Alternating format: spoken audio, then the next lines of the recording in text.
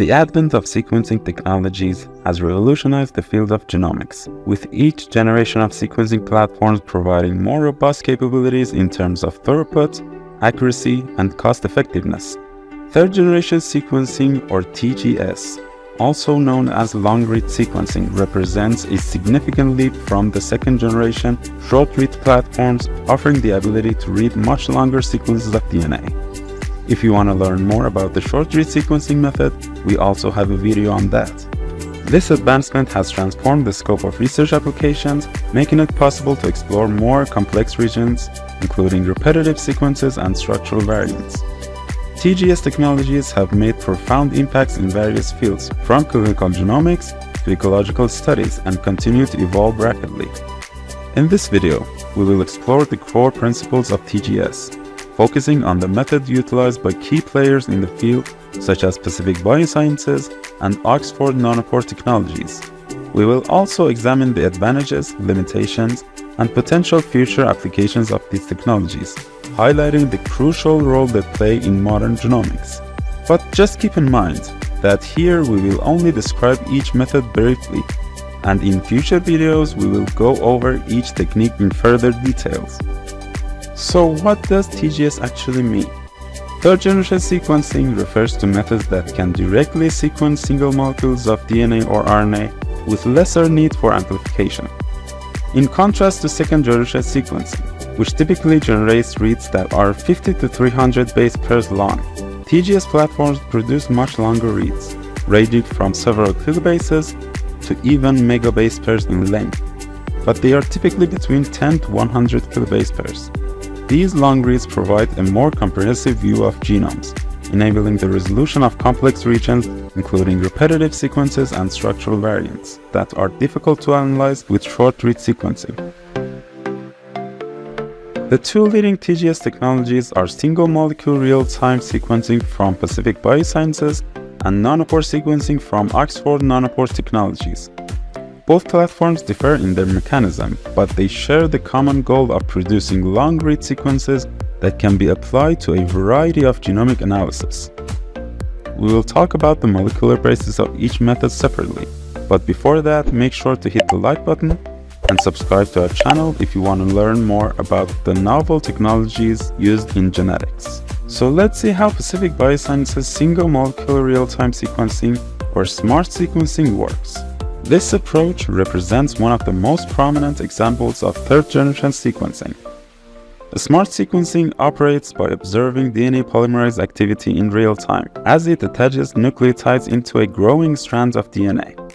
This technology uses zero-mode waveguides, or ZMWs, which are tiny chambers that allow the observation of individual DNA molecules as they are replicated.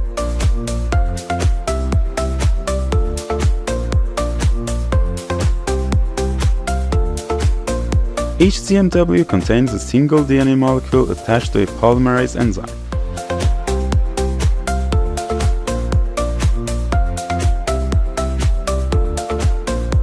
Fluorescently labeled nucleotides are introduced, and as each nucleotide is added into the complementary DNA strand, it emits a fluorescent signal that is detected by the sequencing instrument.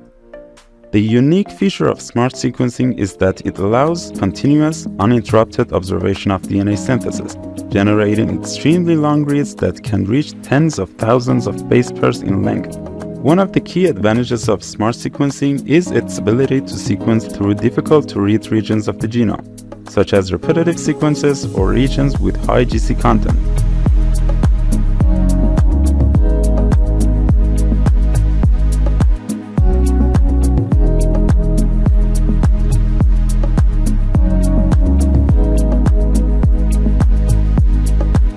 Additionally, because the process does not require amplification, it avoids the introduction of biases and errors associated with PCR amplification, which is a common source of artifacts in second-generation sequencing. However, SMRT sequencing does have some limitations, such as a relatively higher rate per base compared to short-read sequencing. But advancements in error correction algorithms are continually improving the accuracy of SMRT sequencing data. Okay, now let's move on to the second commonly used method in TGS, which is called nanopore sequencing, developed by Oxford Nanopore Technologies. This method offers a completely different approach to long-read sequencing. Rather than using fluorescence to detect nucleotides, nanopore sequencing relies on the detection of changes in electrical currents as a DNA or RNA molecule is passed through a nanopore. The nanopore is embedded in a membrane, and as an electrical field is introduced, the DNA or RNA strand moves through the pore. Each passing nucleotides affect the electrical current in a unique way. These changes in current are recorded and interpreted by the sequencing platform to determine the sequence of nucleotides. One of the major advantages of nanopore sequencing is its potential for extremely long reads, with some reads exceeding 1 megabase pairs in length. This makes nanopore sequencing particularly well suited for applications such as de novo genome assembly, where long contiguous sequences are essential for resolving complex genomic structures. Additionally, nanopore sequencing can be used to sequence both DNA and RNA directly, enabling the detection of RNA modifications and providing insight into transcriptome dynamics that are not accessible with other technologies. However, like smart sequencing, nanopore sequencing has historically been associated with relatively high error rate compared to short-read technologies. Ongoing improvements in nanopore chemistry and base calling algorithms have reduced these errors significantly, and high-accuracy base calling modes are now available, offering accuracy levels comparable to other sequencing platforms. Now, let's talk about the applications of TGS in both clinical fields and research. The unique advantages of third-generation sequencing technologies have opened a wide range of applications across multiple fields in genomics. 1. De novo genome assembly. TGS platforms are particularly well suited for assembling genomes from scratch, as the long reads they generate can span repetitive regions and other complex sequences that are difficult to assemble with short reads. This capability has been crucial for sequencing genomes of organisms with high repetitive or complex genomes, such as plants and certain animals. 2. Structural variant detection. Structural variants such as insertions, deletions, duplications, translocations, and inversions are important contributors to genetic diversity and disease due to the longer read length. Third-generation sequencing platforms are more effective at identifying structural variants than short-read platforms, which often miss or miscall these variants in repetitive regions or complex regions of the genome. 3. Epigenetic analysis. Both smart and nanopore sequencing technologies can detect DNA modifications such as methylation without the need for chemical treatment or bisulfate conversion. This capability is essentially valuable for studying epigenetic changes in cancer, development, and aging. 4. Transcriptomics. Nanopore sequencing in particular offers the ability to directly sequence RNA molecules, providing valuable insight into alternative splicing, RNA modifications, and the structure of transcripts. This makes it a powerful tool for transcriptome studies, essentially in understanding complex gene expression patterns in different tissues or developmental stages. 5. Clinical applications.